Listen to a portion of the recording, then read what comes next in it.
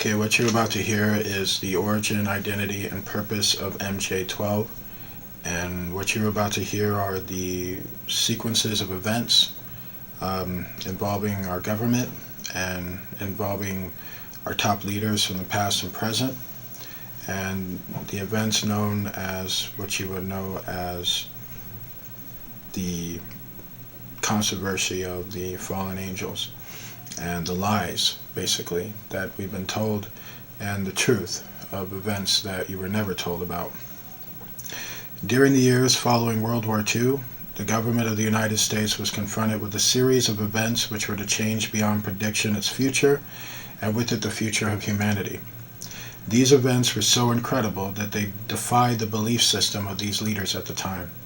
A stunned President Truman and his top military commanders found themselves virtually impotent after having just won the most devastating and costly war in history. The United States had developed, used, and was the only nation on Earth in possession of the atomic bomb alone, which had the potential to destroy any enemy and even the Earth itself.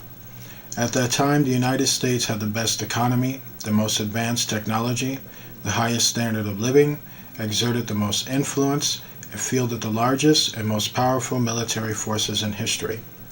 We can only imagine the confusion and concern when this informed elite of the United States government, considering themselves on top of the mountain, discovered that an alien spacecraft piloted by insect-like beings from a totally incomprehensible culture had crashed in the desert of New Mexico. Between January 1947 and December 1952, at least 16 crashed or downed alien craft, 65 alien bodies, and 1 live alien were recovered. An additional alien craft had exploded, and nothing was recovered from that incident. Of these incidents, 13 occurred within the borders of the United States, not including the craft which disintegrated in the air. Of these 13, 1 was in Arizona, 11 were in New Mexico, and 1 was in Nevada. 3 occurred in foreign countries. Of those, 1 was in Norway, and the last 2 were in Mexico. Sightings of UFOs were so numerous that serious investigation and debunking of each report became impossible utilizing the existing intelligence agencies. An alien craft was found on February 13, 1948, on a mesa near Aztec, New Mexico. Another craft was located March 25, 1948, in Hart Canyon, also near Aztec, New Mexico. It was 100 feet in diameter. A total of 17 alien bodies were recovered from these 2 crafts. What was of even greater significance was the discovery of a large number of human body parts stored within both of these vehicles. A demon had reared its ugly head, and paranoia quickly took hold of everyone then in the know. The secret lid immediately became an above top secret lid and was screwed down tight. The security blanket was even tighter than that imposed by the Manhattan Project. In the coming years, these events were to become the most costly guarded secrets in the history of the world. Now, what you also don't understand is the fact that later on it's been revealed that these crashes were actually purposely done, and they were actually purposely done by fallen angels. This was to spread the belief of aliens and to spread the belief of a threat. The human body parts within these supposed ships were actually real.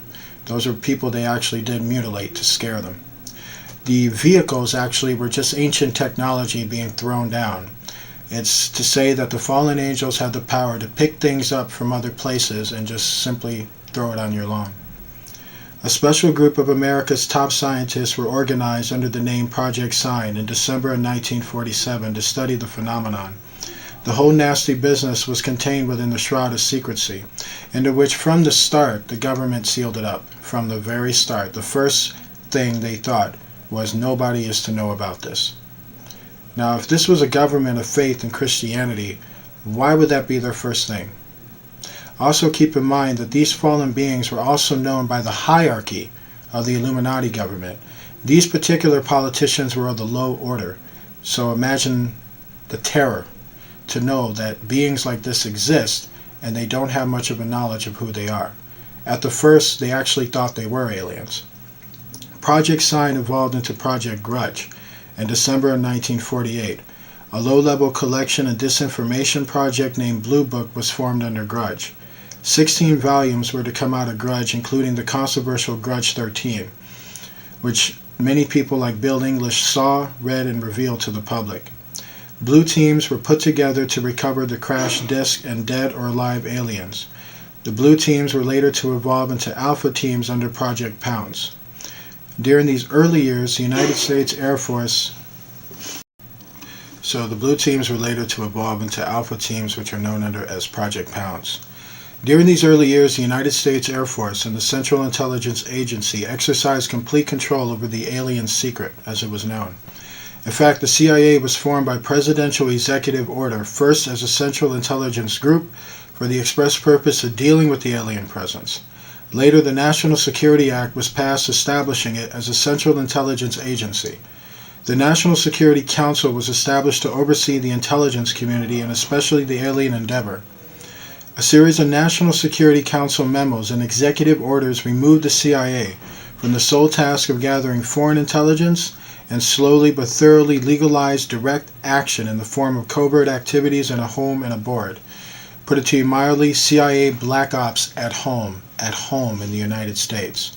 That means murder, that means kidnapping, that means forms of torture, that means whatever it takes to keep it a secret. On December 9th, 1947, Truman approved issuance NSC-4, entitled Coordination of Foreign Intelligence Information Measures. And with at the outset of all this, I'm telling you, if you're wondering where much of this information comes from, it actually came from your own government. You see, when your government sanctions something for secret, after 20 years of time, much of that past information has to come out. When much of that information came out, the government was trying to cover most of that information up. Many of those files were leaked, many of those files were read. These words that I'm bringing to you were actually written by your own government at the time this was going on. On December 9, 1947, the Coordination of Foreign Intelligence Information Measures, at the urging of Secretaries Marshall, Forrestal, Patterson, and the Director of the State Department's Policy Planning Staff, Keenan. The Foreign and Military Intelligence, Book 1, Final Report of the Selected Committee to Study Governmental Operations with Respect to Intelligence Activities, United States Senate, 94th Congress, 2nd Session. I also have the report number in case you want to challenge me. 94-755. This was issued, or actually reissued to the public, April 26, 1976. It is also page 49. And on this page it states, this directive empowered the Secretary of State to coordinate overseas information activities designed to counter communism. A top-secret annex to NSC-4, NSC-4A, instructed the Director of Central Intelligence to undertake covert psychological activities in the pursuit of aims set forth at NSC-4, which was the UFO cover-up project. The initial authority given the CIA for covert operations under NSC-4A did not establish formal procedures for either coordinating or approving these operations. It simply directed the DCI to undertake covert actions and to assure, through liaison with state and defense, that the resulting operations were inconsistent with American policy. So if you didn't understand that completely, what this was it was a hush-hush but yet law order to say that the CIA can operate outside of the law in the interests of U.S. security. They can even do things as murder. They can go above the law in many senses. But what was shown through this policy was that it's not American policy, but yet it's done within American policy. So if you were wondering, is there an evil in your government? Clearly that tells you there is. Now, the NSC 10.1 and the NSC 10.2 were superseded to NSC 4 and NSC 4A and expand the covert abilities even further. This is called the Office of Policy Coordination, the OPC, was chartered to carry out an expanded program of covert activities. The NSC 10.1 and the NSC 10.2 validated illegal and extra-legal practices and procedures as being agreeable to the national security leadership. This reaction was swift. In the eyes of the intelligence community, no holds were barred. Under NSC 10.1, an executive coordination group was established to review but not approve covert project proposals. The ECG was secretly tasked to coordinate these alien projects. The NSC 10.1 and 2 were interpreted to mean that no one at the top wanted to know about anything until it was over and successful. These actions established a buffer between the president and the information. It was intended that this buffer serve as a means for the president to deny knowledge if leaks divulged the true state of the alien affairs. This buffer was used in later years for the purpose of effectually isolating succeeding presidents, governmental officials, from any knowledge of the alien presence other than what the secret government, which actually runs the government, and the intelligence community wanted them to know. That means your president is told what he's supposed to know, and he's actually withheld a great deal of information. That means that man is nothing more but a manager of a company he does not own. So NSC 10.2 established a study panel which met secretly and was made up of the scientific minds of the day. The study panel was not called MJ12. Another NSC memo, NSC 10.5, further outlined the duties of the study panel. These NSC memos and secret executive orders set the stage for the creation of MJ12, which would follow 4 years later. Secretary of Defense James Forrestal began to object to this secrecy. He was a very idealistic and Christian man who believed that the public should be told. When he began to talk to leaders of the opposition party and leaders of the Congress about the alien problem, he was asked to resign by Truman. He was actually one of the very first people to believe religiously that they were interdimensional beings and that the aliens could have been deceiving us. He expressed his fears to many people and rightfully believed that he was being watched. This was interpreted by those who were ignorant of the facts as paranoia. Forrestal later was said to have suffered a mental breakdown and was admitted to Bathsheba Naval Hospital, into which many people believed that he was purposely discredited. In fact, it was feared that Forrestal would begin to talk again, and he had to be isolated and discredited. Sometime on the early morning of May 22, 1949, agents of the CIA tied a blanket around his neck. They fastened the other end to a fixture in his room, and they threw James Forrestal out the window.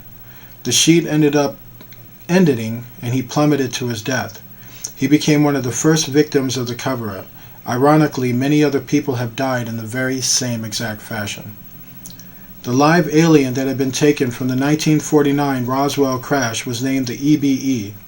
The name had been suggested by Dr. Vannevar Bush, guess who he's related to, and was short for Extraterrestrial Biological Entity.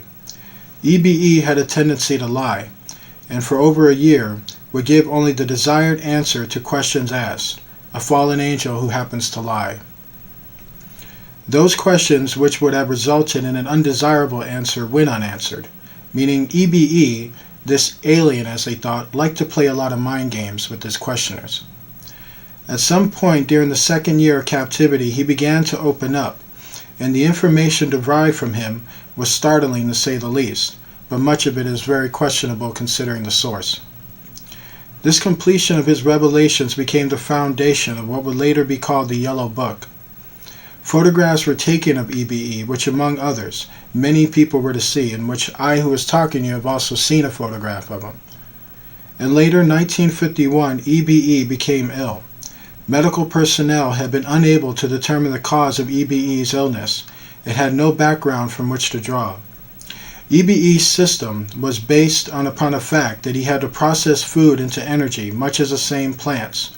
Waste material was exerted as the same way as plants are. It was decided that an expert in botany was called for. A botanist named Dr. Mendoza was brought in to try and help him recover. Dr. Mendoza worked to save the body of EBE until mid-1952 when EBE's body supposedly died.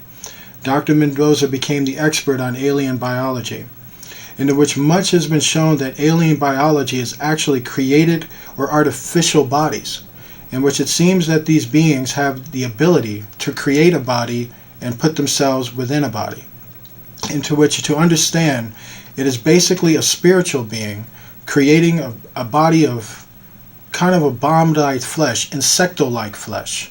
They then inhabit this body. Some of them can actually transform into a body and leave a body, similar to how waste material is left. In a futile attempt to save the body of EBE and to gain favor with this technological superior alien race, as he wanted to call it, the United States began broadcasting a call for help in 1952 into the vast regions of space. This call went unanswered, but the project continued as an effort of good faith. This shows you that by this point they were cooperating with the fallen angels. They were even trying to get a message to one of them that one of their own was having problems here on Earth. President Truman created the super-secret National Security Agency by secret executive order November 4th, 1952. Its primary purpose was to decipher the alien communications and language and establish a dialogue with the aliens. This most urgent task was a continuation of the earlier effort and was codenamed Project Sigma. The secondary purpose of the NSA was to monitor all communications and emissions from any and all devices worldwide for the purpose of gathering intelligence, both human and alien, and to contain the secret of the alien presence. Project Sigma was successful. The NSA also maintains communications with the Moon Luna base and other secret space programs in other parts of the planets. By executive order, the NSA is exempt from all laws which do not specifically name the NSA in the text of the law as being subject to that law. That means that if the agency is not spelled out in the text of any and every law passed by the Congress, it is not subject to that or those laws. So let's say they make a law that says the public is not to murder, but if that law doesn't say the NSA is not allowed to murder, they can murder anybody they want to and not get locked up for it. The NSA now performs many other duties and in fact is the premier agency within the intelligence community. Today, the NSA receives 75% of the monies allotted to the intelligence community.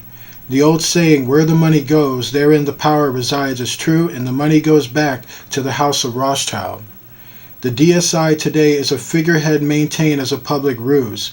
The primary task of the NSA is still alien communications, but now includes other alien projects as well.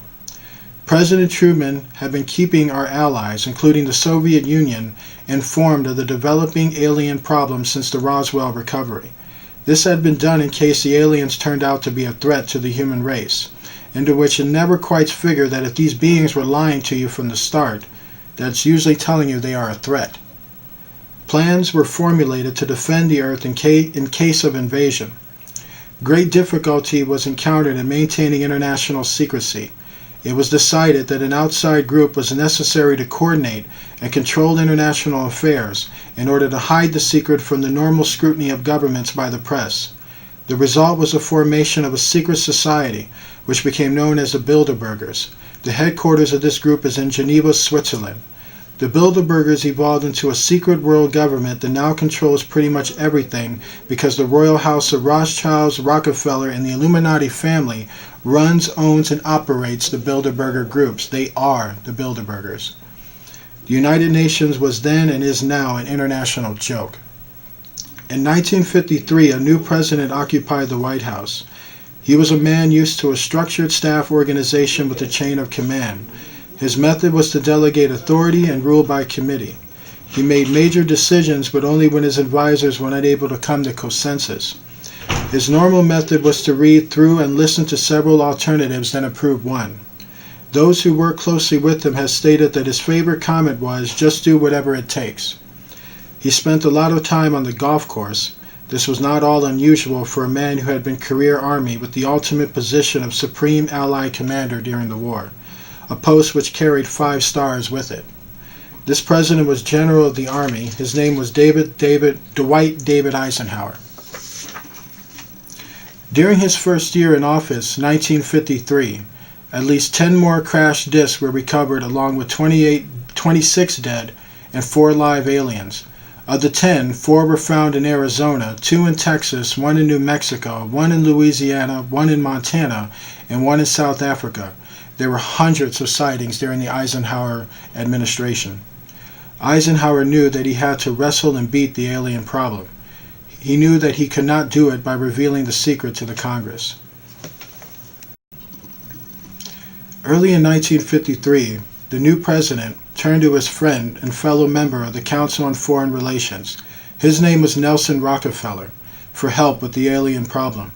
Eisenhower and Rockefeller began planning the secret structure of alien task supervision, which was to become a reality within 1 year. The idea for MJ-12 was thus born. It was Nelson's uncle, Winthrop Aldrich, who had been critical in convincing Eisenhower to run for president. The whole Rockefeller family, and with them the Rockefeller empire, had solely backed Eisenhower. Asking Rockefeller for help with the alien problem was to be the biggest mistake Eisenhower ever made for the future of the United States, and most probably all of humanity. Within 1 week of Eisenhower's election, he had appointed Nelson Rockefeller chairman of a presidential advisory committee on government organization. Rockefeller was responsible for planning the reorganization of the government. New Deal programs went into one single cabinet position called the Department of Health, Education, and Welfare. When the Congress approved the new cabinet position in April of 1953, Nelson was named to the post of Undersecretary to the Avoda Culpit Hobby. In 1953, astronomers discovered large objects in space, which were moving toward the Earth. It was first believed that they were asteroids. Later evidence proved that the objects can only be spaceships, but later evidence shows that the objects reappeared and disappeared, proving once again of its strange abnormality. Project Sigma intercepted alien radio communications. When the objects reached the Earth, they took up a very high position orbit around the equator.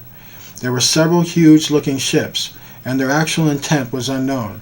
Project Sigma and a new project, Plato, through radio communications using the computer brainery language, was able to arrange a landing that resulted in face-to-face contact with these fallen beings who said that they were from another planet. Project Pluto was tasked with establishing diplomatic relations with this particular race of, as they believed, space aliens. In the meantime, a race of human-looking aliens contacted the U.S. government, another group of fallen angels who looked different from the group they just encountered. This particular alien group warned us against the aliens that were orbiting the equator and offered to help us with our spiritual development. They demanded that we dismantle and destroy our nuclear weapons as a major condition. They refused to exchange technology, citing that we were spiritually unable to handle the technology which we then possessed. They believed that we would use any new technology to destroy each other. This race stated that we were on a path to self-destruction and we must stop killing each other, stop polluting the earth, stop raping the earth's natural resources, and to learn to live in harmony. These terms were met with extreme suspicion, especially the major condition of nuclear disarmament. Because when these beings came, if it was for peaceful intent, why would they come with such a hostile force, with just such a hostile presence? Why was there such intimidation, and why was there deception from the start of this? It has been believed that meeting, that condition, it would leave us helpless in the face of an obvious alien threat. We also had nothing in history to help with this decision. Nuclear disarmament was not considered to be within the best interests of the United States, so the overtures were completely rejected. Into which they were rejected because basically they were telling us to disarm yourselves, sit down, and let us teach you, train you, and let us teach you to be human. But yet how could alien beings teach you how to be human when they're not human themselves? Think beneath the surface. Just because it sounds good doesn't mean it's actually good. Later in 1954, the supposed race of large-nosed gray aliens which had been orbiting the Earth landed at Holman Air Force Base. A basic agreement was reached. These fallen angels identified themselves as originating from a planet around a red star in the constellation of Orion. They called their planet, I kid you not, Betelgeuse. They stated that their planet was dying and that at some unknown future time they would no longer be able to survive there. This led to a second landing at Edwards Air Force Base. The historical event had been planned in advance and details of the treaty had been agreed upon. Eisenhower agreed to be in Palm Springs on vacation. On the appointed day, the president was spirited away to the base, and the excuse was given to the press that he was visiting a dentist. Eisenhower was about to meet up with some fallen angels that he thought were aliens. He was about to meet up with a group of aliens that his superiors already knew about. He was about to make one of the worst deals ever in this country. And he was about to become a guy who was supposed to be the biggest patriot of the United States, ended up becoming the biggest traitor of the United States. He didn't just betray Americans, maybe you Americans out there who actually do believe in Christ. He betrayed an entire world of people he should have been a better leader over. President Eisenhower met with these fallen angels, and a formal treaty between the fallen angel nation and the United States of America was signed. We then received our first fallen angel ambassador from outer space. His name and title, as he wanted to call himself, was the Omnipotent Highness Krell, pronounced Krell. In the American tradition of disband for royal titles, he was secretly called the original Krell. You should know that the alien flag is known as a trilateral insignia and is displayed on the fallen angel craft and worn on their supposed uniforms. Both of these landings and the second meeting were both filmed. These films still exist to this day. The intelligence community rightfully concluded that an impeachment trial would open up the files and bare the awful secrets to the public eye. Nixon was ordered to resign for that reason. He compromised Alternative 3. He refused, and so the first military coup ever to take place in the United States was promulgated, into which, even though he compromised it, he was so prideful in his position he refused to back down. The Joint Chiefs of Staff sent a top-secret message to the commanders of all the U.S. armed forces throughout the world. It stated, upon receipt of this message, you will no longer carry out any orders from the President of the White House. Acknowledged receipt. This message was sent a full 5 days before Nixon resigned. I personally saw this message, I myself, and then this message was actually seen by many other people. This message is actually not that secretive, and it has been known by many other people. During all the years that this has been happening, the Congress and the American people have seemed to know instinctively that something was not right. When the Watergate scandal surfaced, they jumped on the bandwagon, and everyone thought that the agencies would be cleaned out. President Ford organized the Rockefeller Commission to do that job. At least that was what everyone thought. His real purpose was to head off to Congress and keep the cover-up going. Nixon was then completely revealed as an international failure. Nelson Rockefeller, who headed the commission investigating the intelligence community, was a member of the Council on Foreign Relations, as the one who helped Eisenhower build the MJ-12 power structure. Now this entire field was going to delve into backstabbing. Rockefeller uncovered only enough to keep all his hounds at bay. He threw the Congress a few bones, and the cover-up rolled merrily along as always as they began to silence and destroy people to keep Alternative 3 under wraps. Senator Church would conduct the famous Church hearings. He also was a prominent member of the Council on Foreign Relations, and he only repeated the Rockefeller Act. Again, the cover-up prevailed. When Iran-Contra came along, we thought this time it had to come gushing out. Wrong again. Despite mountains of documents that pointed to drug smuggling, white slavery, and other hidden monsters, the cover-up sailed through. The Congress even seemed to go out of its way to duck the issues that were just under the surface. Congress knows the whole thing. They know about the population, human consignments, and the batch placements. They are among the select who have been picked to one day maybe enter these colonies in case the earth is destroyed, and this is why they tell the people nothing. I cannot even begin to outline the entire financial empire controlled by the CIA, the NSA, and the Council on Foreign Relations to say that these people care about themselves, their money, and themselves. They control and launder the money from drugs, slavery, prostitution, and other means. In other intelligence community property ventures that I can tell you that is very much known, particularly the mafia and satanic activity. The amount of money is beyond anything that you can imagine, and it is hidden in a vast networks of banks and holding companies, into which some of them have been revealed. J. Henry Shoulder Banking Corporation, the Shoulder Trust Company, Shoulders Limited London, Halbert Wang Holdings Limited, J. Henry Shoulder and Wang and Company Limited, Shoulder and Company in Germany, and Shoulder Heist and Company, Castle Bank, the Asian Development Bank, and the Nugian Hand Occupists of banks and holding companies. There is one bank in particular that holds interest or holds sway over all these banks. This is which is the Federal Reserve Bank, and this is occupied by the royal family in England, otherwise known as the Rothschilds. A contingency plan was formulated by MJ-12 to throw everyone off the trail should they come close to the truth. The plan was known as Mijestic 12. It was implemented with the release of the Eisenhower briefing document.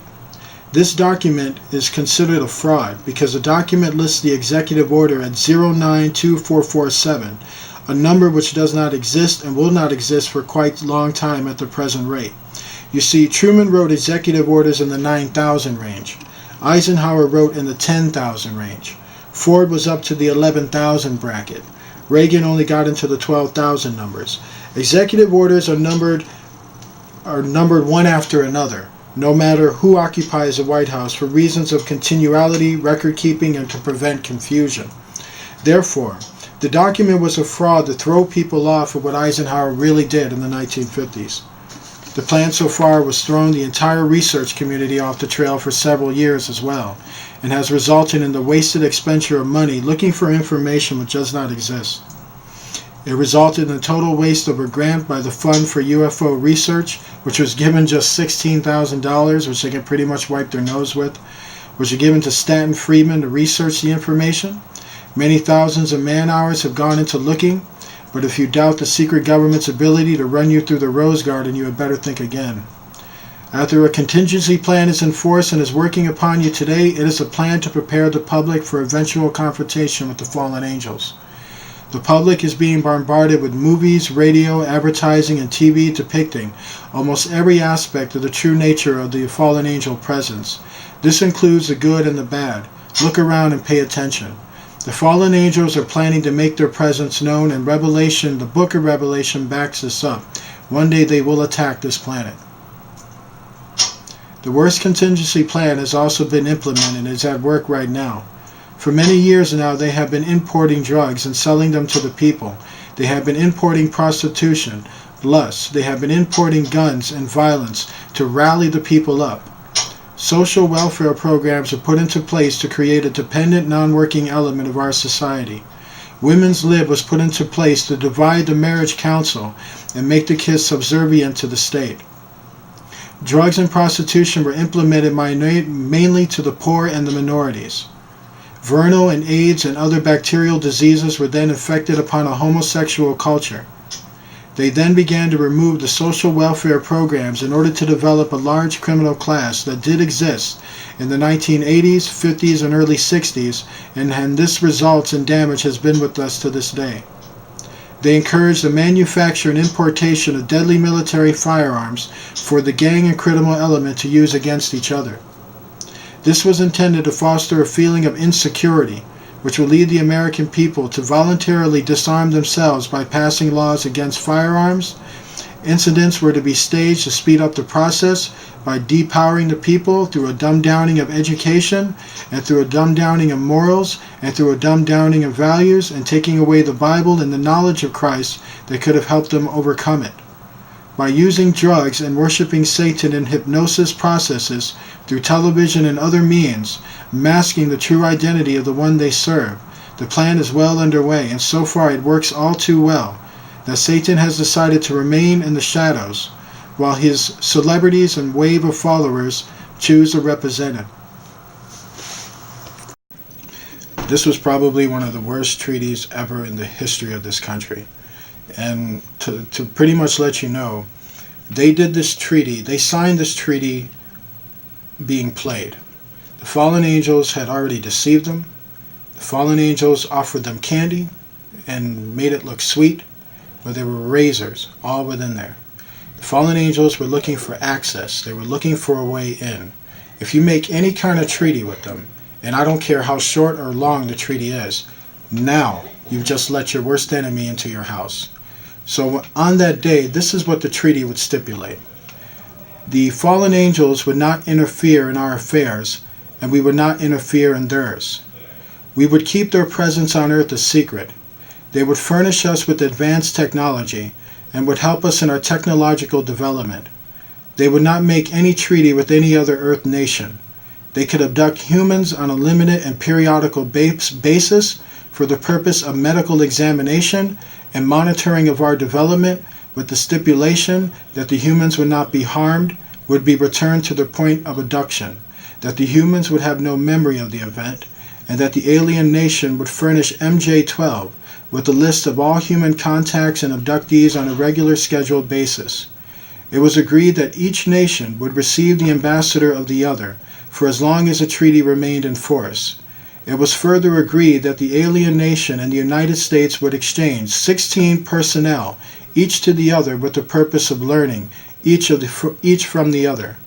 The fallen angel guest would remain on Earth, and the human guests would travel to the alien point of origin, which were basically the interplanetary colonies on the Moon, Mars, Venus, and other Pacific places. They would remain there for only a certain specified period of time, and then after that return, at which point a reverse exchange would be made. It was also agreed that these interplanetary bases would be constructed, either underground on these planets, for the fallen angels and also the United States government. Exchange of technology would take place in the jointly occupied bases. These fallen angel bases would be constructed not just within the interplanetary structures, but also upon United States soil itself. Many of them were constructed under Native American reservations in the four corners of Utah, Colorado, New Mexico, Arizona, and one would be constructed in Nevada, in the area that became known as S4, located approximately 7 miles south of the western border. This area became famously known as Area 51. This area is also codenamed Dreamland. All fallen angel areas are under complete control of the Naval Department, and all personnel who work in these complexes receive their checks from the United States Navy. Construction of the bases began immediately, but progress was slow until large amounts of money were made available in 1957. Work continued on the Yellow Book. Project Red Light was formed, and experimentation and test flying alien craft was begun in earnest. A super top secret facility was built at Groom Lake in Nevada in the midst of the weapons test range. It was codenamed Dreamland. The installation was placed under the Department of the Navy, and clearance of all personnel required a Q clearance as well as executive presidential approval. This is ironic due to the fact that the President of the United States does not have clearance to visit these sites. The fallen angel bases and exchange of technology actually took place in an area known as S4. S4 was codenamed the Dark Side of the Moon. The Army was tasked to form a super secret organization to furnish security for all fallen angel task projects. This organization became the National Reconnaissance Organization, and today they are based at Fort Carlson, Colorado.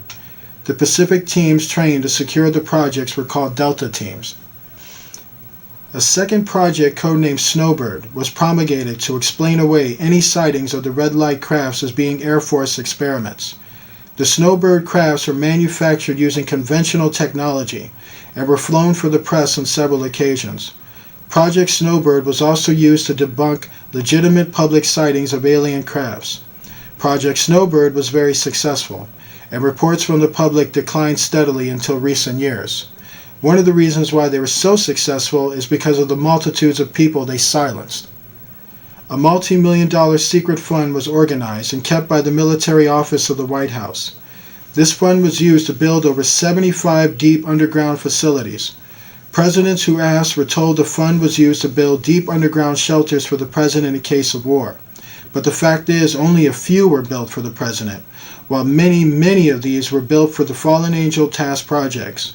Millions of dollars were funneled through this office to MJ-12 and then out to the contractors, and were used to build top-secret fallen angel and human bases, as well as top-secret dump sites, deep underground military bases, and the facilities promulgated by Alternatives 2 and 3 throughout the nation.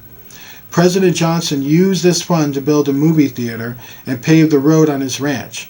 He had no idea of its true purpose and where all that extra money was going. The secret White House Underground Construction Fund was set up in 1957 by President Eisenhower. The funding was obtained from Congress under the disguise of construction and maintenance of secret sites where the president could be taken in case of military attack. They called this the Presidential Emergency Sites. The sites are literally holes in the ground, deep enough to withstand a nuclear blast, and are outfitted with state-of-the-art communications equipment. To date, there are more than 75 sites spread around the country, which were built using money from this fund. The Atomic Energy Commission has built at least an additional 22 underground sites since that time.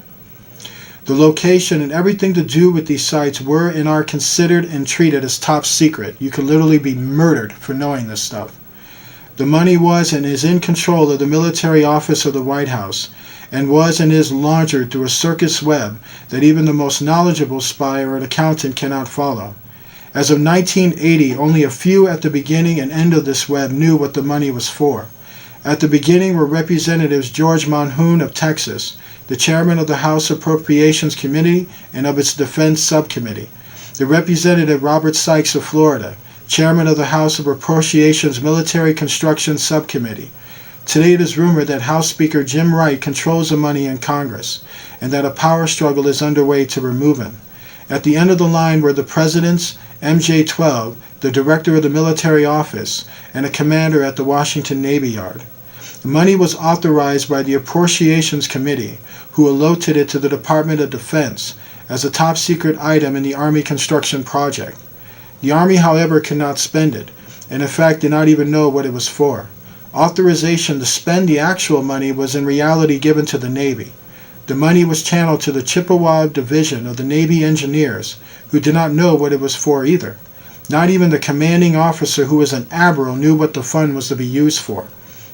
Only one man, a Navy commander who was assigned to the Chippewa Division, but in reality was responsible only to the military office of the White House, knew of the actual purpose, amount, and ultimate destination of this fund.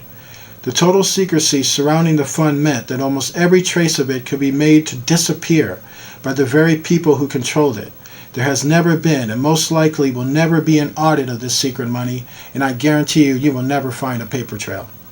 Large amounts of money were transferred from the top secret fund to a location at Palm Beach, Florida, that belongs to the Coast Guard, and it is codenamed Peanut Island. The island is adjacent to property which was owned by Joseph Kennedy. The money was said to have been used for landscaping and general beautification, but clearly that was a deception. Some time ago, a TV news special on the Kennedy assassination told of a Coast Guard officer transferring money in a briefcase to Joseph Kennedy, an employee across his property line. Many people believe that this was a secret payment to the Kennedy family for the loss of their son John F. Kennedy, in which John F. Kennedy, keep in mind, was a brave man. He was somebody that by betraying the Illuminati, he had to betray his own family clan. His family dearly loved John F. Kennedy and respected him very much.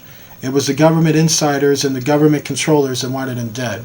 And so, the payments continued through the year 1967 and then stopped. The total amount transferred is unknown, and the actual use of the money is unknown, but it is very clear that the government paid off the Kennedy family for permission to kill him.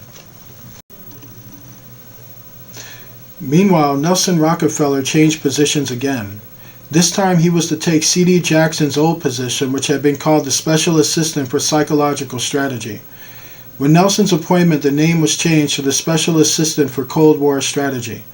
This position would evolve over the years into the same position Henry Kissinger was ultimately to hold under President Nixon. Officially, he was to give advice and assistance in the development of increased understanding and cooperation among all peoples. The official description was a smokescreen, for secretly he was a presidential coordinator for the intelligence community. In his new post, Rockefeller reported directly and only to the president. He attended meetings of the cabinet, the Council on Foreign Economic Policy, and the National Security Council, which was the highest policy-making body in the government. Nelson Rockefeller was also given a second important job as the head of the secret unit called the Planning Coordination Group, which was formed under NSC 5412-1 in March of 1955. The group consisted of different ad hoc members, depending on the subject of the agenda. The basic members were Rockefeller, a representative of the Department of Defense, a representative of the Department of State, and the Director of Central Intelligence. It was soon called the 5412 Committee, or the Special Group. The NSC 5412-1 established a rule that covert operations were subject to approval by an executive committee, whereas in the past, these operations were initiated solely on the authority of the Director of Central Intelligence. By secret executive memorandum, NSC 5410, Eisenhower had preceded NSC 5412-1 in 1954 to establish a permanent committee to be known as Majority 12, also known as MJ12, to oversee and conduct all covert activities concerned with the fallen angel question. NSC 5412-1 was created to explain the purpose of these meetings when Congress and the press became curious. Majority 12 was made up of Nelson Rockefeller, the Director of Central Intelligence, Alan Welsh Dulles, the Secretary of State, John Forrester Dulles, the Secretary of Defense, Charles E. Wilson, the Chairman of the Joint Chiefs of Staff, Admiral Arthur W. Radford, the Director of the Federal Bureau of Investigation, J. Edgar Hoover, and 6 men from the Executive Committee of the Council on Foreign Relations known as the Wise Men. These men were all members of a secret society of scholars that called themselves the Jason Society or the Jason Scholars, who recruited their members from the Skull and Bones and the Scroll and Key Societies of Harvard and Yale. And if you want to know who those members are, those are the actual bloodline members of the Illuminati.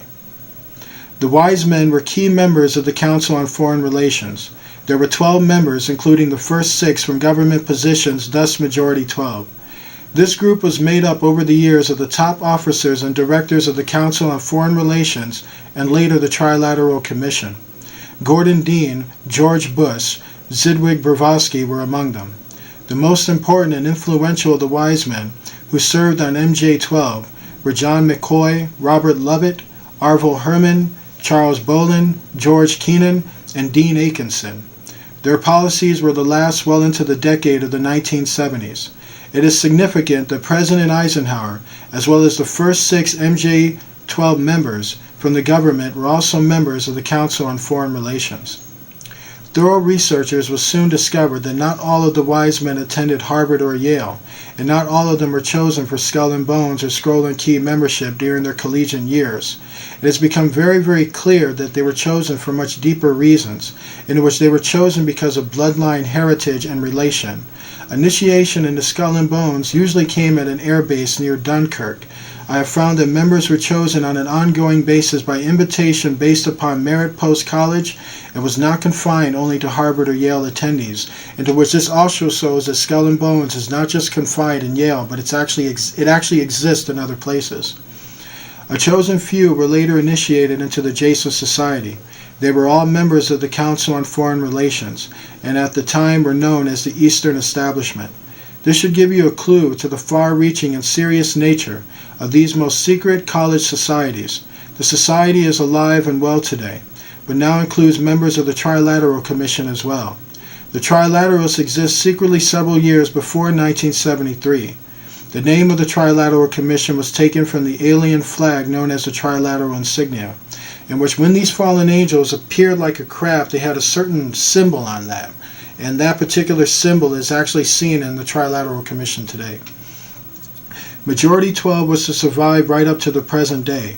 Under Eisenhower and Kennedy, it was enormously called the 5412 Committee, or more currently, the Special Group. In the Johnson administration, it became the 303 Committee, or also known as the 300 Committee, because the name 5412 had been compromised in the book The Secret Government. Actually, NSC 5412-1 was leaked to the author to hide the existence of NSC 5410. Under Nixon, Ford, and Carter, it was called the 40 Committee, and under Reagan, it became the PI 40 Committee. Over all those years, only the name changed. Now remember the deal that Eisenhower had made, and remember the stipulations to this deal. Now, this is what happened as a result of making this deal. By 1955, it became obvious that the fallen angels had deceived Eisenhower and had broken the treaty.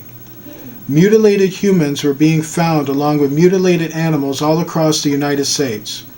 It was suspected that the aliens were not submitting a complete list of human contacts and abductees to MJ12, and it was suspected that not all abductees had been returned. The Soviet Union was suspected of interacting with them, and this proved to be true.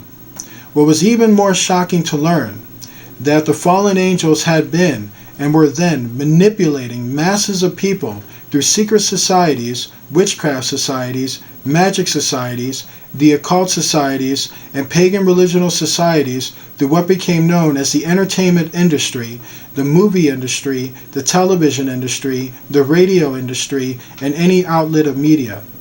After several Air Force combating air engagements with actual fallen angels, it became apparent that our weapons were no match against them, and now they have already infiltrated into many parts of the United States, not through aggression, but through the deceptive deals they made through our leaders. In November of 1955, the NSC 5412-2 was issued, establishing a study committee to explore all factors which are involved in the making and implementing of foreign policy in the nuclear age. But this was only a blanket of snow that covered the real subject of study of the fallen angel question. By secret executive memorandum NSC 5411 in 1954, President Eisenhower had commissioned the study group to examine all the facts, evidence, lies, deception, and discover the truth of these fallen angels. NSC 5412-2 was only a cover that had become necessary when the press began inquiring as to the purpose of regular meetings of such important men. The first meetings began in 1954, and they were called the Guantanamo meetings because they met at the Guantanamo Marine Base. The study group was made up of solely 35 members of the Council on Foreign Relations only, secret scholars known as the Jason Society or the Jasons Scholars, in which this meeting was only reserved for the top members of the Illuminati. Dr. Edward Teller was invited to participate. Dr. Zydwig Brzezinski was the study director for the first 18 months. Dr. Henry Kissinger was chosen as a group study director for the second 18 months, beginning in November of 1955. Nelson Rockefeller was a frequent visitor during this entire study. The second phase meetings were also held at the Marine base at Guantanamo, Virginia, and the group became known as Guantanamo II. Nelson Rockefeller built a retreat somewhere in Maryland which could only be reached by air, for MJ-12 had the study committee so that they could meet away from public scrutiny. This secret meeting place is known by the code name the Country Club. Complete living, eating, recreation, library, and meeting facilities exist at this location.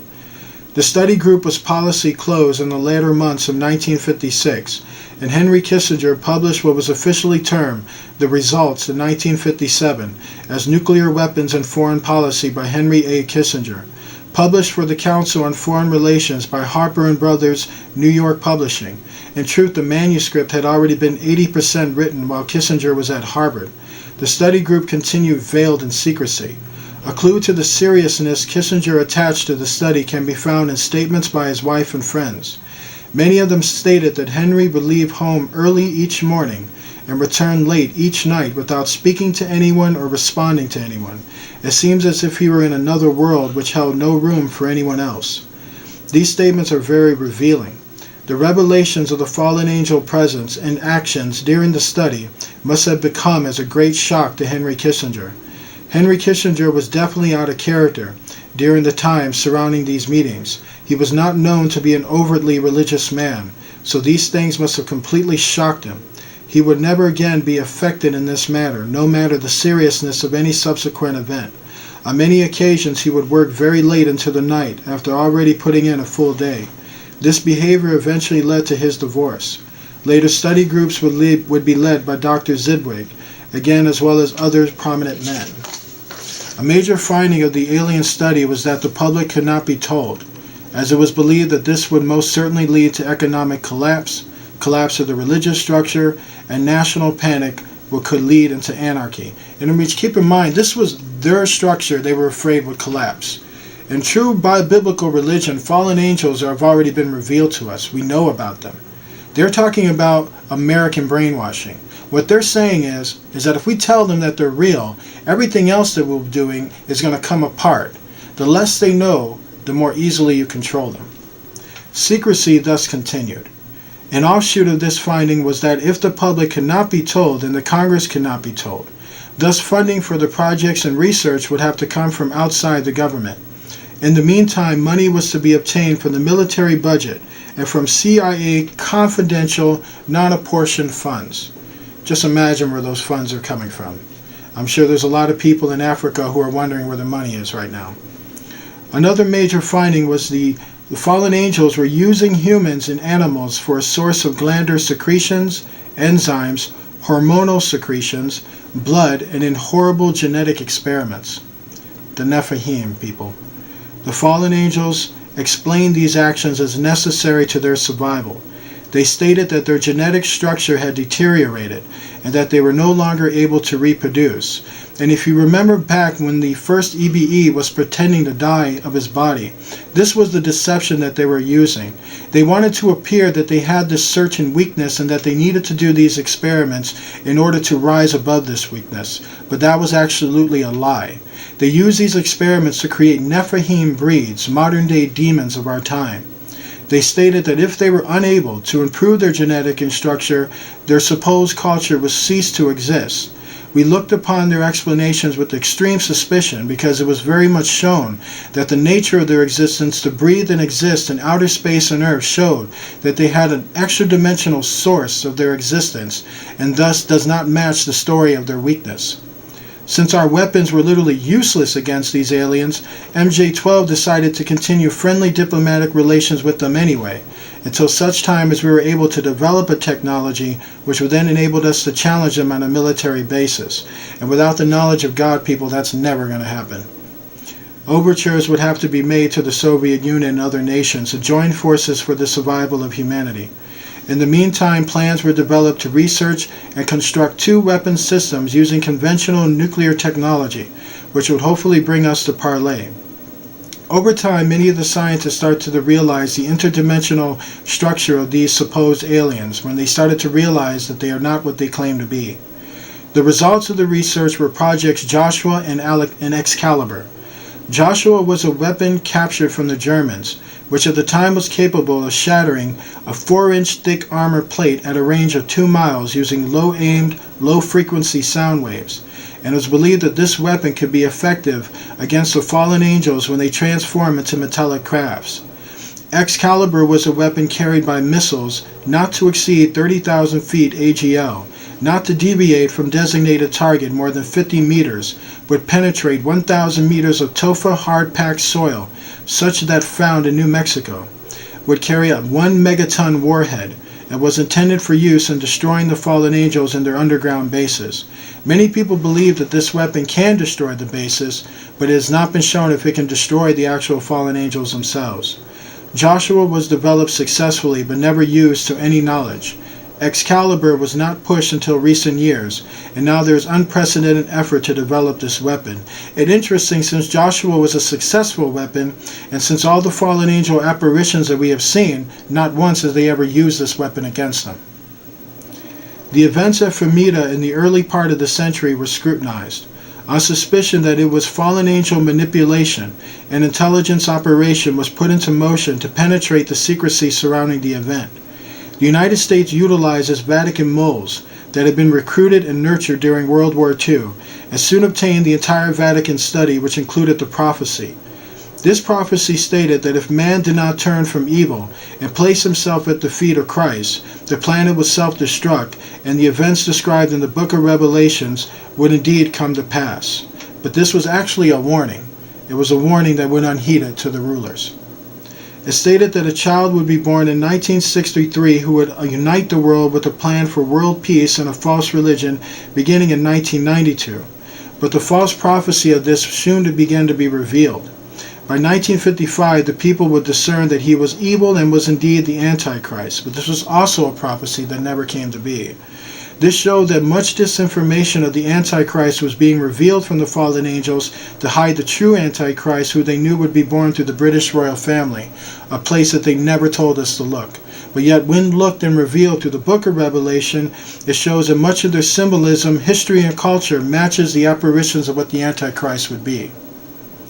When the fallen angels were confronted with this finding, they confirmed actually that it was true.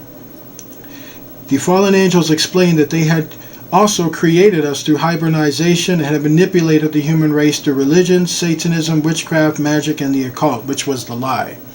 You see, the fallen angels have to tell the truth in regards to Christ and certain events that are indicated in the Bible, because it's still the Word of God. What they like to do is tell the truth, but then tell a lie, to confuse you from the fact that you just discovered something about them. They further explained that they were capable of time travel and the events would indeed come to pass, but they can change them. Later, exploitation of alien technology by the United States and the Soviet Union utilizing time travel confirmed that this was actually a false prophecy. The aliens showed actually a hologram and did not actually time travel them, which they also happened due to the fact of a question that was asked by one of Eisenhower's staff members who inquired about the actual crucifixion of Christ and the existence of the Son of God. These fallen angels actually did not deny it, but told him that it was true, and actually showed him a hologram of the actual crucifixion of Christ, and the government actually filmed it.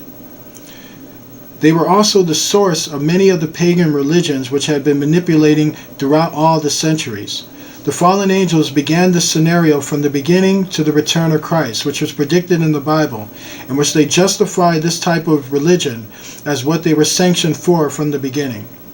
A symposium was held in 1957, which was attended by some of the great scientific minds then living. They reached a conclusion that by or shortly after the year 2000, the planet would decrease due to the population would decrease due to the exploitation of the environment, and without any help from God or their fallen angel compatriots, the problem would exist to an ultimate degree.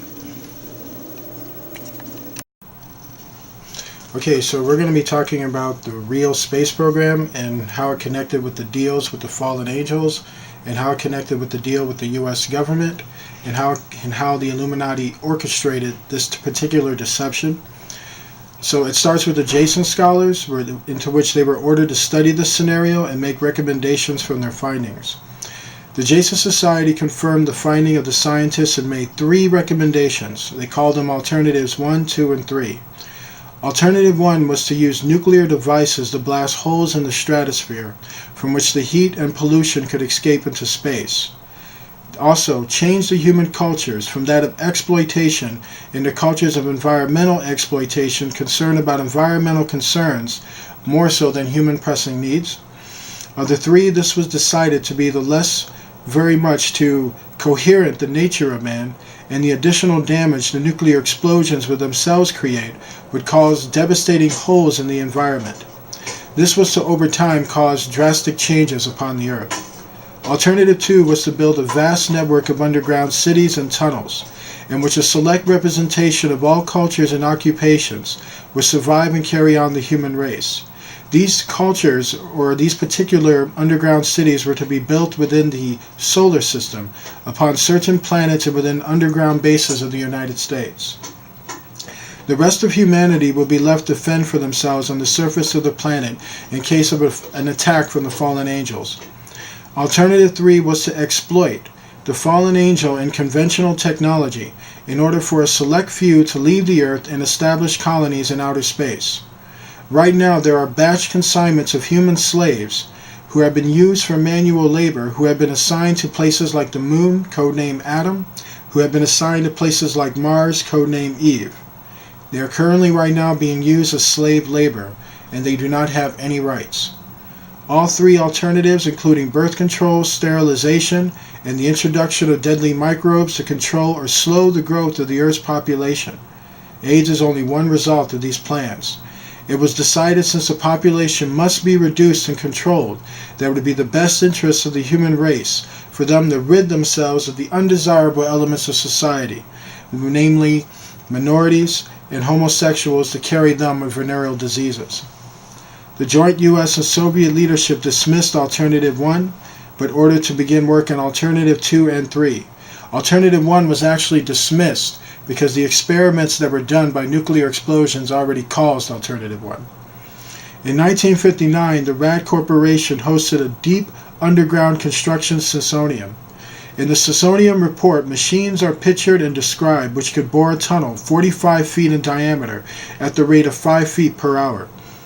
It also displays pictures of huge tunnels and underground vaults containing what appear to be complex facilities and cities.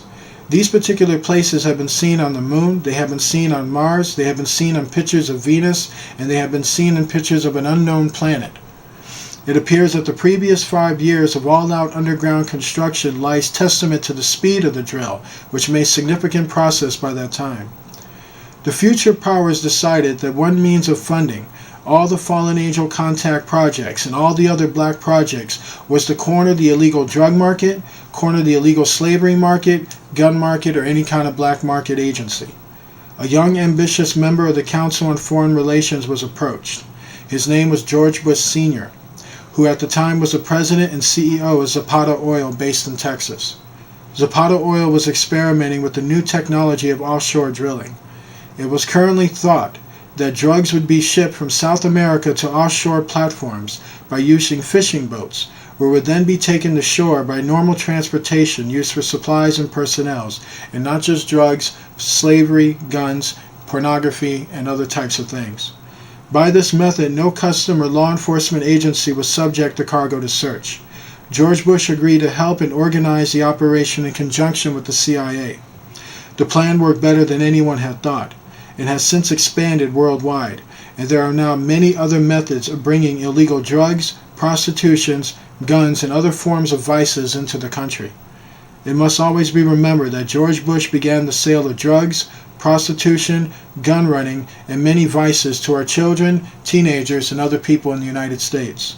The CIA controls all the world's illegal black markets. The official space program, the one known as NASA, was boasted by President Kennedy in his inaugural address when he mandated that the United States put a man on the moon before the end of the decade.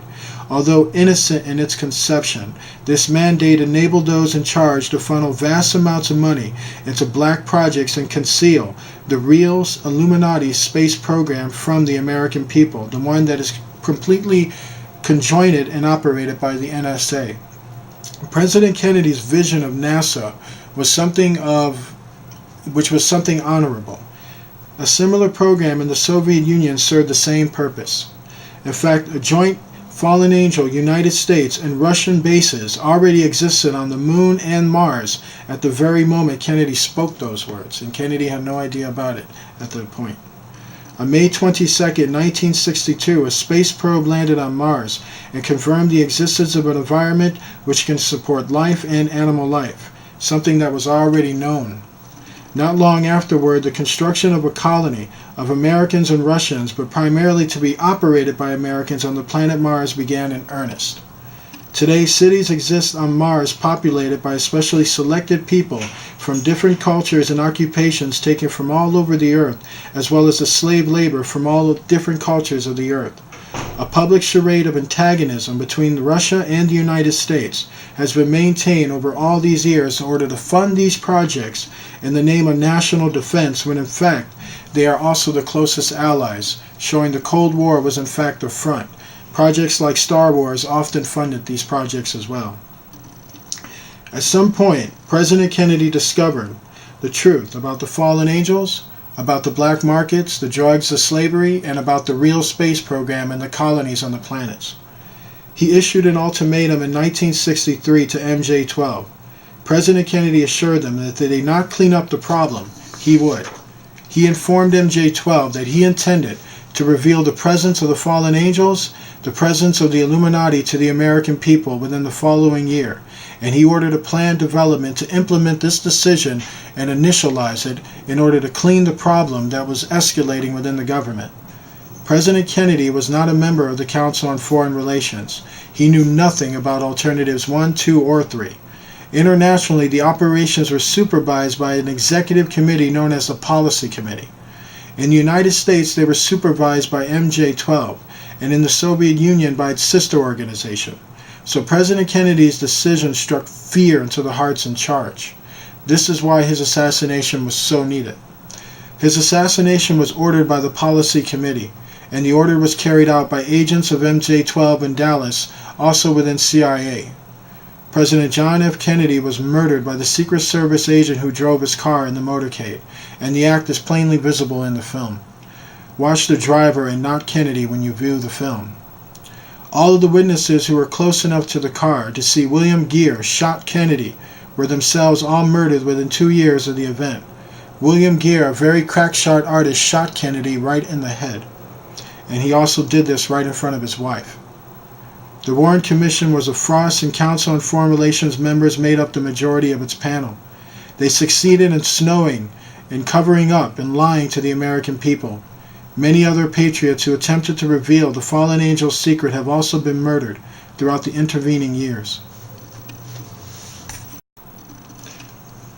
So now, during the era of the United States' initial space exploration and the moon landings, every launch was accompanied by fallen angels, meaning every time NASA went up there, fallen angels followed them to make sure that these NASA astronauts went where they wanted to go and did not go where they should not go. A moon base dubbed Luna was sighted and filmed by the Apollo astronauts. Domes, spears, tall round structures which look like salos, huge T-shaped mining vehicles which left stitch-like tracks in the lunar surface, and extremely large as well as small, ancient technology craft appear in the photographs. It is a joint United States, Russian, and fallen angel base. The space program, and known as NASA, is a farce and a fake, and an unbelievable waste of money. Alternative 3 is the reality, the real space program. It is not science fiction, it is very real, and it happens every single day. Most of the Apollo astronauts were severely shaken by this experience to find the truth of this, and their lives and subsequent statements reflect the depth of the revelation and the effect of the muzzle order which followed. They were ordered to remain silent or suffer the extreme penalty, death, which was termed as an expediency. One astronaut actually did talk to the British producers of Alternative 3, confirming many of what took place. This has also been known that the headquarters of this international conspiracy is in Geneva, Switzerland in regards to the space program and in regards to the specific program. The ruling body is made up of representatives of the government involved as the executive members of the group known as the Bilderbergers who operate the entire operation, and the Trilateral Commission who are much of its operators. Meetings are held by the Policy Committee when necessary, into which they take place in a nuclear submarine beneath the Antarctic ice cap. The secrecy is such that this was the only method which can ensure that the meetings cannot be bugged, and in which this underground Antarctic base was actually built by the Nazis. I can say that the book is very much in tone with this knowledge. I believe that the disinformation that was provided by the U.S. government was meant not just to fool the people, but to deceive them. Since our interaction with the fallen angels began, it should be noted that we have come into possession of technology beyond your wildest dreams. A spacecraft named the Aurora exists at Area 51. It makes regular trips into interstellar and solar space. It is a one-stage ship. It is called a TAV, a trans-atmospheric vehicle. It can take off from the ground using a 7-mile runway. It can go into high orbit. It can return on its own power. It can land on the same runway it came from. It has currently, and it flies by atomic-powered fusion, creating light speed. These pilots who have operated this ship have made interplanetary voyages in these crafts. We have been extremely lied to about Moon, Mars, Saturn, Jupiter, and many other planets, because aboard upon these crafts, when they landed upon these planets, they found natural environments that can support life and oxygen. We have been lied to about the true nature of the Moon, the planets Mars and Venus, and the real state of technology that we possess today at this very moment. There are areas on the Moon where plant life grows and even changes color with the seasons. The seasonal effect is because the Moon does not, as claimed, always present the exact same side to the Earth or the Sun. There is an area that wobbles in and out of darkness on a seasonal basis, and it is near this area that the plant life grows. The Moon does have a few man-made lakes and ponds upon its surface, and clouds have been observed and filmed in its atmosphere. It possesses a gravitational field. A man can walk upon its surface without a spacesuit, breathing from only just an oxygen bottle after undergoing decompression, the same as any deep diver. And the lower you go into the surfaces of the crater, man can actually breathe without any kind of oxygen suit. There are photographs of men walking about the Moon with nothing but a t-shirt on. In 1969, a confrontation broke out between the human scientists and the fallen angels at the Dulce Underground Lab. The fallen angels took many of our scientists hostage. Delta Force's teams were sent in to free them, but they were no match against the fallen angel weapons. 66 of these soldiers and innocent civilians were killed during this action. As a result, we withdrew from all joint projects for at least 2 years. A reconciliation eventually took place, and once again we began to interact. Today, this fallen angel alliance, which has crippled us, continues. When the Watergate scandal broke, President Nixon had intended to ride out the storm confident that he could not be impeached. The intelligence community rightfully concluded that an impeachment trial would open up the files and bare the awful secrets to the public eye. Nixon was ordered to resign for that reason. He compromised Alternative 3. He refused, and so the first military coup ever to take place in the United States was promulgated, into which, even though he compromised it, he was so prideful in his position he refused to back down. The Joint Chiefs of Staff sent a top-secret message to the commanders of all the U.S. armed forces throughout the world. It stated, upon receipt of this message, you will no longer carry out any orders from the President of the White House. Acknowledged receipt. This message was sent a full 5 days before Nixon resigned. I personally saw this message, I myself, and then this message was actually seen by many other people. This message is actually not that secretive, and it has been known by many other people. During all the years that this has been happening, the Congress and the American people have seemed to know instinctively that something was not right. When the Watergate scandal surfaced, they jumped on the bandwagon, and everyone thought that the agencies would be cleaned out. President Ford organized the Rockefeller Commission to do that job. At least that was what everyone thought. His real purpose was to head off the Congress and keep the cover-up going. Nixon was then completely revealed as an international failure. Nelson Rockefeller, who headed the commission investigating the intelligence community, was a member of the Council on Foreign Relations, as the one who helped Eisenhower build the MJ-12 power structure. Now this entire field was going to delve into backstabbing. Rockefeller uncovered only enough to keep all his hounds at bay. He threw the Congress a few bones, and the cover-up rolled merrily along as always as they began to silence and destroy people to keep Alternative 3 under wraps. Senator Church would conduct the famous Church hearings. He also was a prominent member of the Council on Foreign Relations, and he only repeated the Rockefeller Act. Again, the cover-up prevailed. When Iran-Contra came along, we thought this time it had to come gushing out. Wrong again. Despite mountains of documents that pointed to drug smuggling, white slavery, and other hidden monsters, the cover-up sailed through. The Congress even seemed to go out of its way to duck the issues that were just under the surface. Congress knows the whole thing. They know about the population, human consignments, and the batch placements. They are among the select who have been picked to one day maybe enter these colonies in case the earth is destroyed, and this is why they tell the people nothing.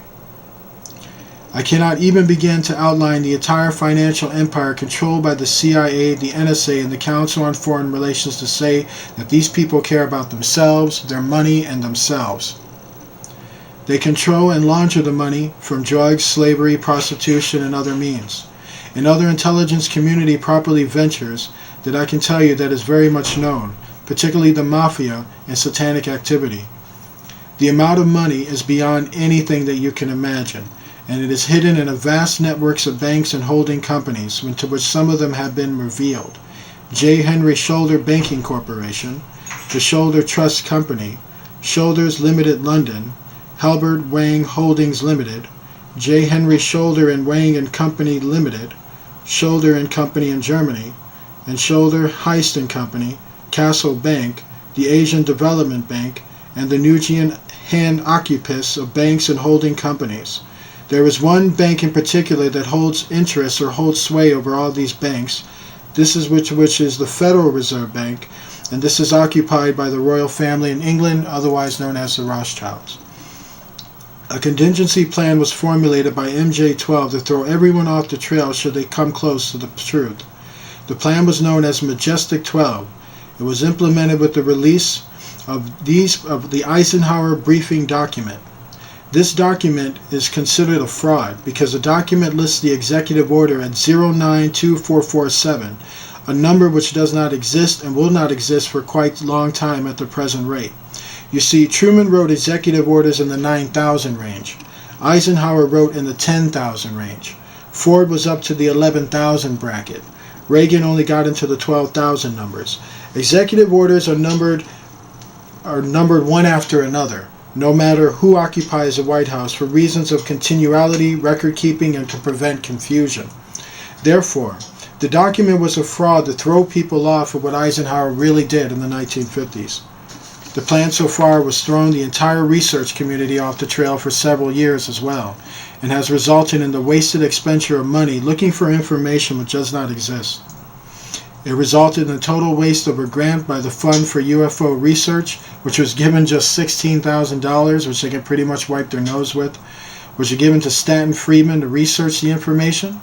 Many thousands of man-hours have gone into looking, but if you doubt the secret government's ability to run you through the rose garden, you had better think again. After a contingency plan is in force and is working upon you today, it is a plan to prepare the public for eventual confrontation with the fallen angels. The public is being bombarded with movies, radio, advertising, and TV depicting almost every aspect of the true nature of the fallen angel presence. This includes the good and the bad.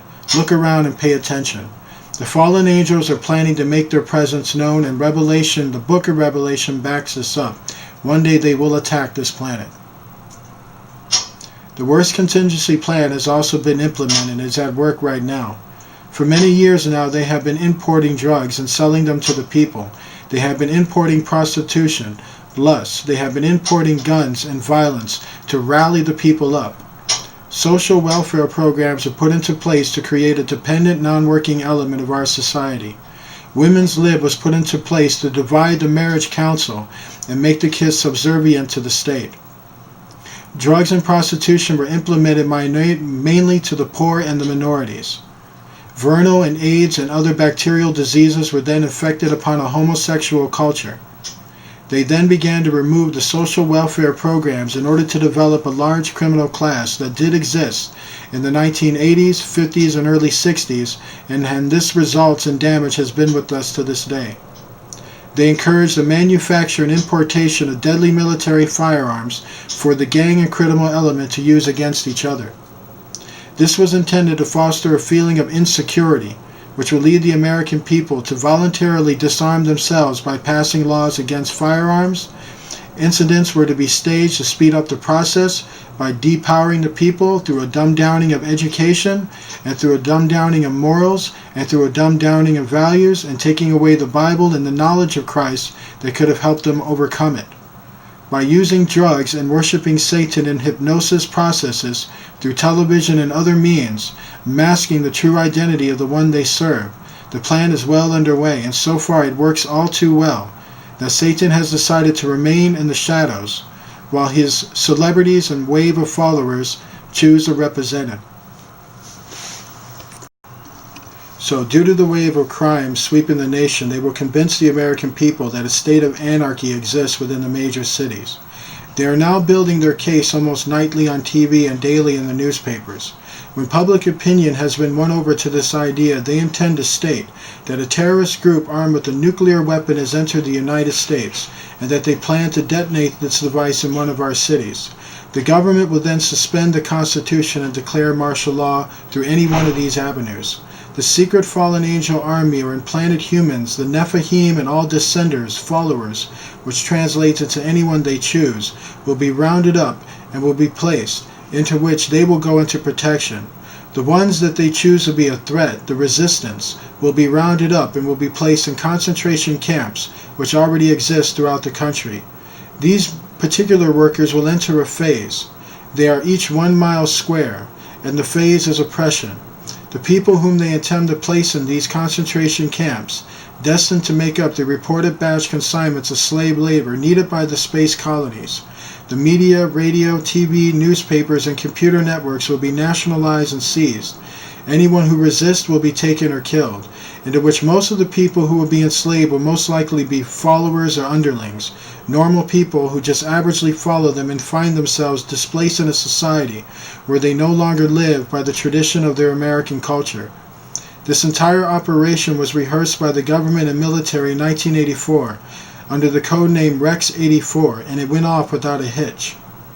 When these events have transpired, the secret government or fallen angel takeover will be complete. This will also be resolved with a possible destruction of the United States of America, a prophecy of Rome being eliminated. Your freedom will never be returned. into which, under the New Age, there is either 666, slavery, or the end of your life. You had better wake up, and you had better do it now. Stanton Friedman and many others years ago helped develop a nuclear reactor to power an aircraft that was the size of a basketball. It turned out that hydrogen worked like a dream. His words, "The only fuel which would go into such an engine and produce hydrogen is byproduct is water, and that is precisely at least one type of ancient technology from the old world operated on, nuclear energy and water. The only place in the universe at the time to get such technology or to learn about what our ancient ancestors did was through these particular fallen angels or through the traditional studies of our ancestors." In closing, it is most important to understand that the Council on Foreign Relations and its offshoot, the Trilateral Commission, not only control but own this country. Long before World War II, they were instrumental in helping to decide policy for the United States government. Since World War II, they have been the only source of policy for the United States government. The Council on Foreign Relations, the Trilateral Commission, and their foreign counterparts report to the Bilderbergers. The Bilderbergers are actually kings and queens and the royal families upon the earth. Almost every high-level government and military official of any consequence since World War II, including presidents, have been members of either the Council on Foreign Relations or the Trilateral Commission or both. All American members of the Trilateral Commission has either been or is a member of the Council on Foreign Relations. Each foreign nation or any importance has its own offshoot on the Council on Foreign Relations, and the members of each country interact with those of other countries, though the Bilderbergers to further their common goals. The foreign members of the Trilateral Commission belong to the representative organizations. Even a cursory investigation by the most experienced researcher will show that the members of the Council on Foreign Relations and the Trilateral Commission control the major foundations, all of the major media, publishing interests, the largest bank, Hollywood, all the major corporations, the super echelons of the government, and many other corporations. Their members are elected and appointed because they have all the money and special interests and the bloodline behind them. That is all they are. They are undemocratic and do not in any way represent the Constitution of the United States of America. These are the people who decide who survives, and they are completely monarchical. The Bilderbergers, the Council on Foreign Relations, and the Trilateral Commission are that secret government, and they are a monarchy. And they rule nations with an iron fist through conspiracy, silence, and secrecy.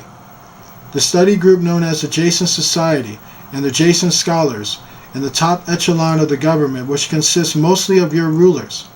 Throughout our history, the fallen angels have manipulated or ruled this human race through various secret societies. This has been happening since the time of Egypt. They have ruled them through the corruption of religion. They have ruled them through the corruption of magic. They have ruled them through the corruption of witchcraft and lust. They have ruled them through the corruption of these secret societies and the satanic occult.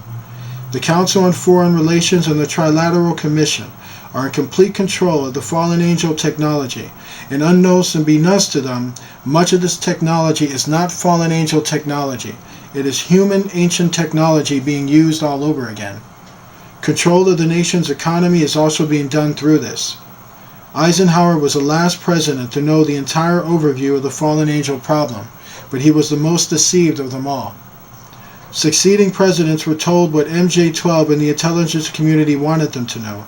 Not since President Kennedy has a president known the full picture. MJ-12 has presented each new president with a picture of a lost alien culture seeking to renew itself. This has been proven to be a lie. They have been presented with an alien culture trying to build a home on a planet. This has been shown to be a lie. They have been presented with an alien culture showering up with gifts of technology. This has been shown to be a lie. The cases has been very clear. Each president in turn has bought the story. They have bought it hook, line, and sinker and have been deceived. Meanwhile, innocent people continue to suffer unspeakable horrors at the hands of fallen angels and their human brothers who are engaged in barbarous research that would make even the Nazis look like Sunday school children. As if that is not enough, many people end up as the insatiable fallen angel appetite. into which fallen angels experiments on biological enzymes. They can reduce you to an enzyme. They rip out your glandules. They rip out your hormone secretions and blood. They drain you, and they mutilate you, and they take out vital body parts. And they can do this to you while you're alive and make you experience it. Because the more trauma you feel, the more the blood adrenalizes. Yes, these fallen angels, by the way, drink human blood. Many people are addicted and are sentenced to life with psychological and physical damage for the rest of their lives due to satanic activity. The government believes that the fallen angels are building an army of human implants, Nephilim, which can be activated and turned upon us at will. You should also know that to date we have not even begun to become close, into which much of these Nephilim are already here.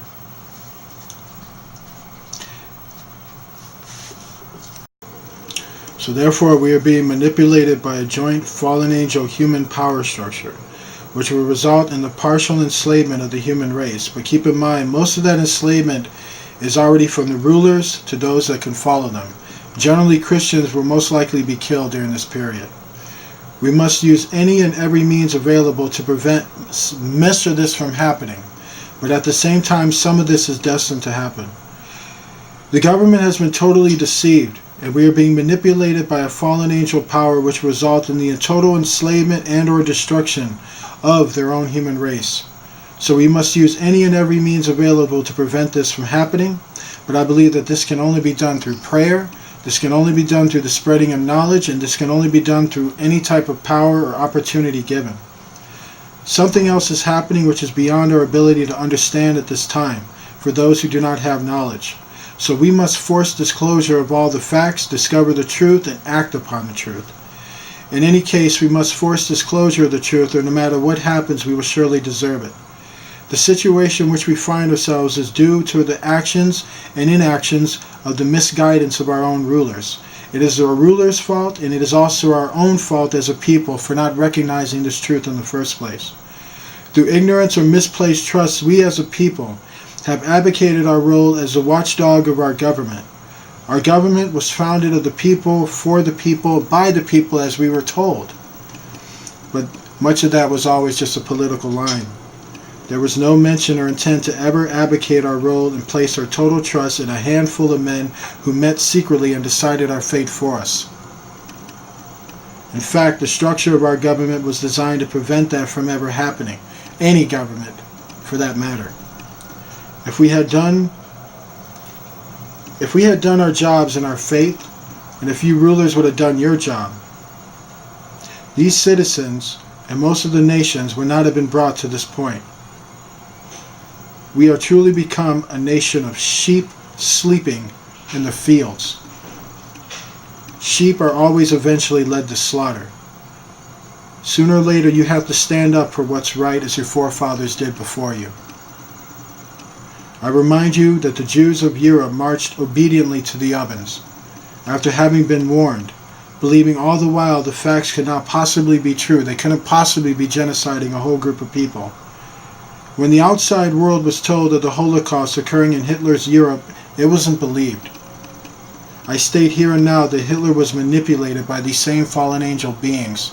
People didn't learn about the Holocaust until after the flood. That means while the Holocaust was happening, people thought it was a myth until they actually found the concentration camps. This is the truth as you have come to know. And understand that I believe first in God. I believe in the same God that my ancestors believed in. I believe in Jesus Christ and that He is my Savior. I believe in the prophecy of Adam that He is the same and one and only God.